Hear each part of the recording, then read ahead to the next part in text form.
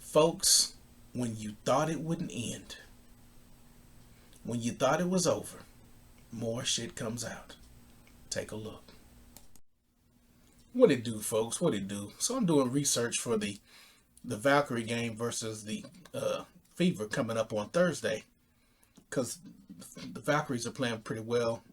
Kayla Thornton's averaging 14.4, averaging 20 and 11 in her last few games. So I'm on the website, and under the assists, they have Paige Beckers, Natasha Cloud, and Skylar Diggins-Smith. Nowhere on this list is Caitlin Clark. Caitlin Clark is averaging 9.1 assists a game.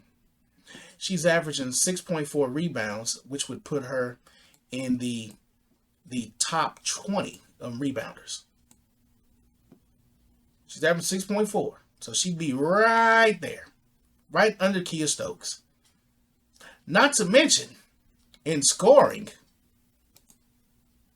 she'd be number 2 in the league behind Nafisa Collier. Number 2, averaging 21.6. But if you go to the stats page, look at the stats. No Caitlin Clark. No Caitlin Clark. Caitlin Clark should be right above Paige Beckers.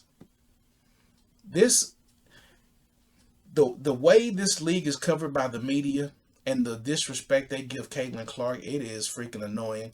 And that is why there's so many YouTube channels dedicated to accurately reporting the WNBA, because they won't do it internally.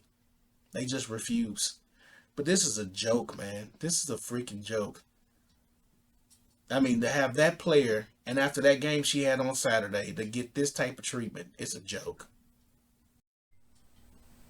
Now, it's one thing to have a person's name misspelled on the site, which should never happen. But it's just more proof, man, that they really don't give two S's about Caitlin Clark. I mean, I get it. Because I've seen it the last few weeks. You'll never get me to hate Paige Beckers. But there are sites and people in the media that their whole goal is to make Paige Beckers appear bigger than life. Paige Beckers was out with a concussion, and I was watching other games in the league, and the commentators were saying how great Paige was playing at that time. And she wasn't even playing. But no mention of Kiki Irfan and no mention of Sonia Citron. And I watch every Mystics game.